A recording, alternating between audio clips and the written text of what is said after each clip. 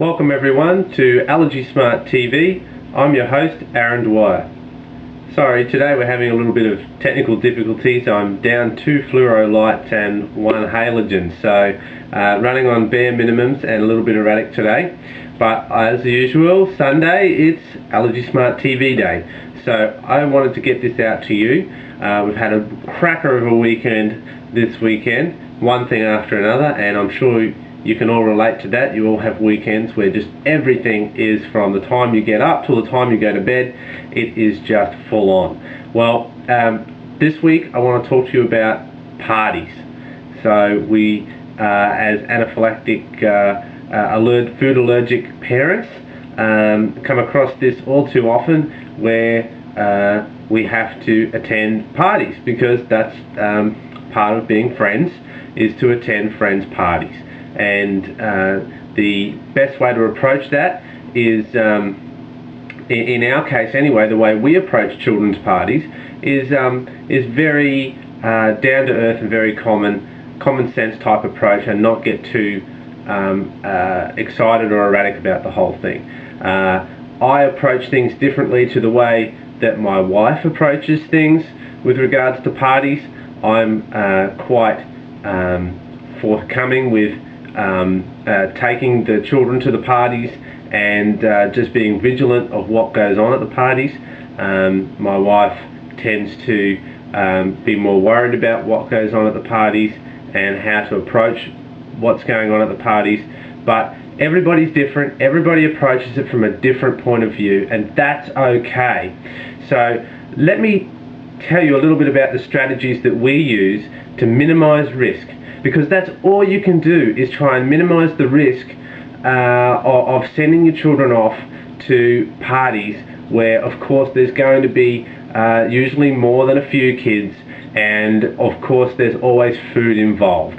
So if you have children that are food allergic, then what your aim should be is to minimize the risk as much as possible. Now, that's going to be different from party to party, because some parents are more approachable and more understanding and more compassionate about what it is that you live with on a day-to-day basis with having food allergic children, and others really just don't care. And you're always gonna come across the people that do and the people that don't. That's just life. So what we do is once our son gets an invitation to go to a birthday party, we always approach the parents that are hosting the party, and we actually have a list of safe party foods, everyday common foods that everyone would want to have at a party, that are safe to choose from. Now, obviously, you can't just go up to someone and thrust a list in their face and say, here you go, this is what you need to serve at your party. It just doesn't work that way. So obviously you're trying to foster a friendship with your children's parents, your children's friends' parents.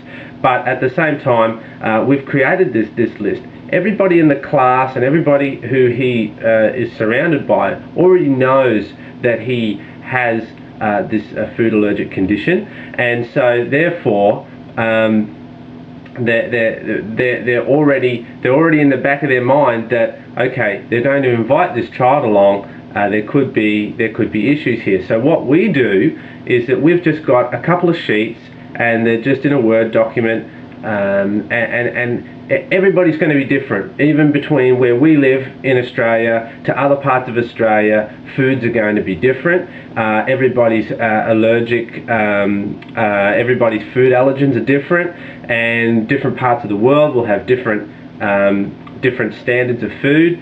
So you've got to make your own list, and that list, what I might do is put ours on the blog. I'll link it up, so it's a great example of what you can use as your list, and it's just everyday party foods that are already out there at the party, but they're safe. And most parents who don't have food allergic children, they don't know. So you can have two products, you can have identical products.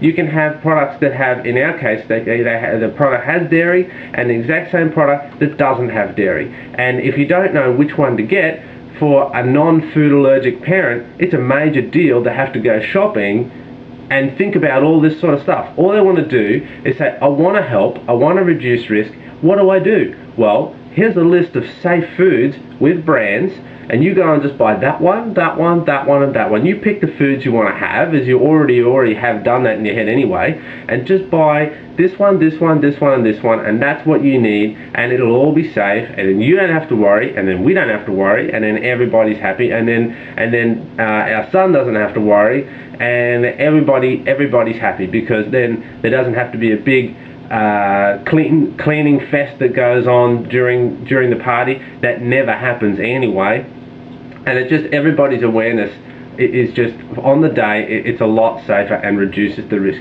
Now there's plenty of other things that we do as well, but for today I just wanted to get you that idea about creating a safe food list, a party safe food list, and it will be within your own region and within your own food specifics that you require. But anyway, I'll leave you with that for today. I hope you got something out of this episode, and I'll see you again next weekend. Bye for now.